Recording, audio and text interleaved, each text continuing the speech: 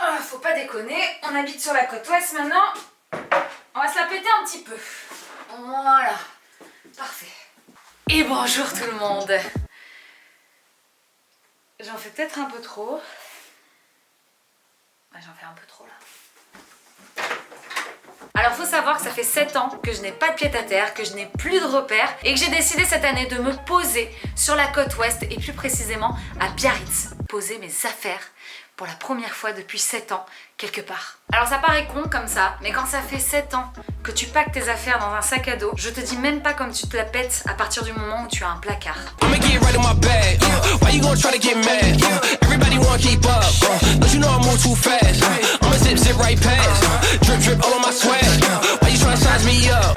Et je m'en remets tellement pas encore que ça m'arrive de changer de tenue dans la même journée. Je vais faire les courses, je reviens.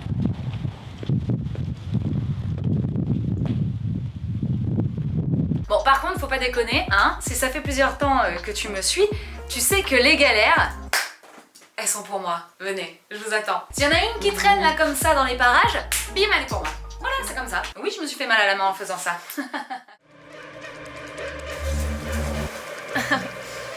Ça sent bon.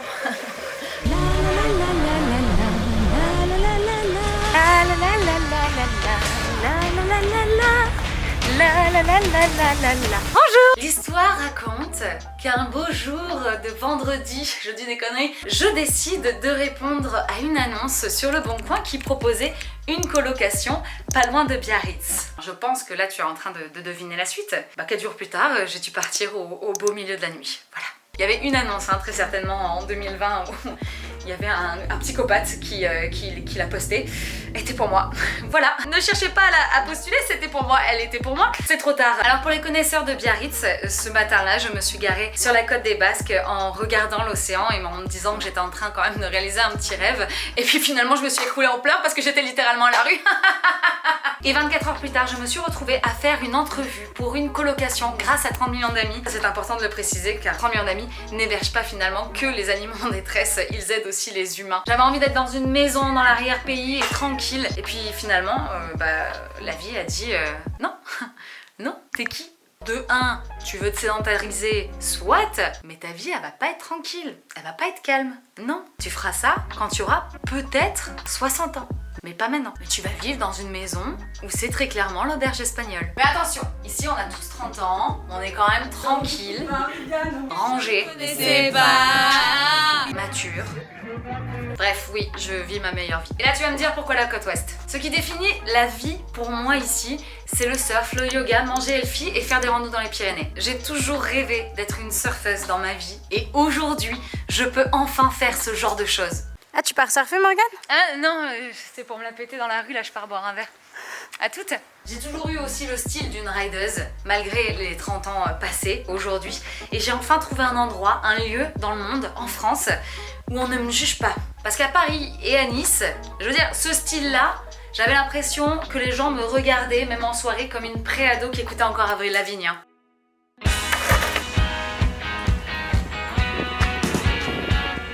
Morgane, 31 ans, vivant à Biarritz, et souffre d'un syndrome extrêmement rare, la lavinite aiguë. Syndrome l'empêchant malheureusement de tourner la page sur son adolescence. Vous savez, je suis pas si différente des autres, j'ai 31 ans. Yeah. Vous pouvez me retrouver sur adopteunemo.com. Je me sens seule des fois. Such a lonely day, si t'as la ref. Yeah.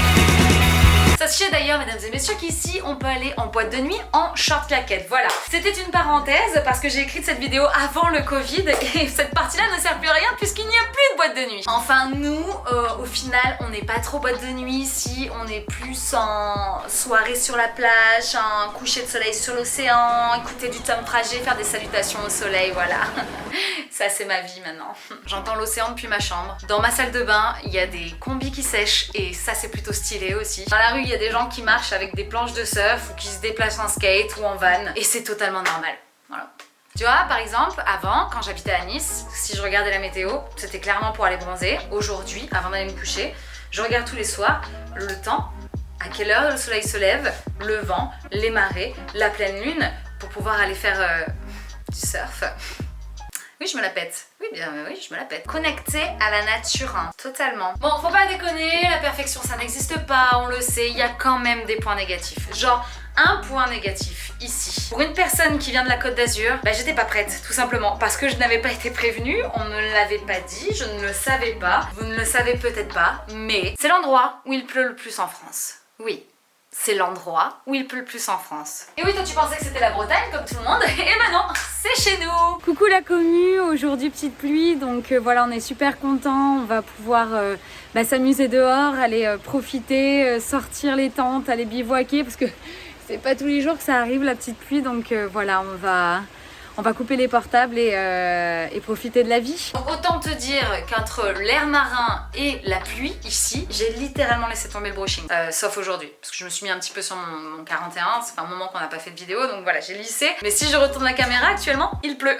Donc ce brushing ne durera que pour cette vidéo. Voilà! Tes affaires peuvent mettre 2 à 3 semaines à sécher après les avoir sortis de la machine. Donc il faut en savoir anticiper. Si t'as un mariage par exemple, tu laves ta robe 1 mois avant le mariage pour être sûr que ce soit sec avant le mariage. J'ai pas prévu d'aller à un mariage, mais voilà, je donnais ça comme exemple. C'est l'âge où tout le monde se marie en ce moment. Sauf moi. Voilà. Ça va vous? Les techniques de drague que tu as l'habitude de faire en France, ça change totalement ici aussi par exemple. Excuse-moi, Oui? t'as pas de la wax s'il te plaît? Ah mais ça tombe bien, j'en avais justement ici. Et en parlant de mariage, il y a autre chose où il faut se préparer psychologiquement, et là c'est pour ta rétine, c'est qu'ils sont tous beaux. Voilà, il faut croire qu'un jour, il y a 2 couples beaux qui sont arrivés sur le territoire, ils se sont reproduits entre eux, ça s'est jamais arrêté, et ça fait une civilisation de gens beaux. Genre, si tu vas sur Tinder, tu passes ton temps à faire ça. Oui, oui, oui, oui, oui, oui, oui, oui, oui, oui, oui, oui, oui, oui, oui. Oui, oui, oui, oui. Oui, parce que le surfeur, que ce soit l'homme ou la femme, c'est clairement le fantasme de tout le monde. Mais quand tu arrives dans le dur, dans la réalité, sache une chose, apprends à surfer. Voilà. Si je peux te donner un conseil, apprends vite à surfer. Parce que ton mec ou ta meuf, il sera dans l'eau de 5h du matin jusqu'à 22h. Toi, tu t'attendais à faire des photos avec ton conjoint ou ta conjointe pour te la péter sur les réseaux en disant « Je viens d'arriver à Biarritz, regardez ce beau gosse avec qui je suis en train de sortir, il est magnifique !» Non, il sera pas là, il est dans l'eau. Il a pas le temps de faire une photo avec toi. Il est dans l'eau, il surfe tout le temps. Ah, tu peux te faire ghoster pour une vague. Est-ce que tu sens? Est-ce que vous sentez l'expérience là? Et leur technique de drague, c'est ça. Si tu veux un de ces 4, on ira surfer ensemble. Alors si je peux te donner également un autre conseil qui est toujours le même, apprends toujours à surfer, vraiment, apprends à surfer avant de donner ton 06 parce que ton rencard peut vite se transformer également en ça. J'arrive, bel Apollon! Qu'est-ce que c'est que ces vagues énormes là? Non mais j'y vais pas là. J'y vais pas. Non, non, non, non, non, non, non, non, non, non, non!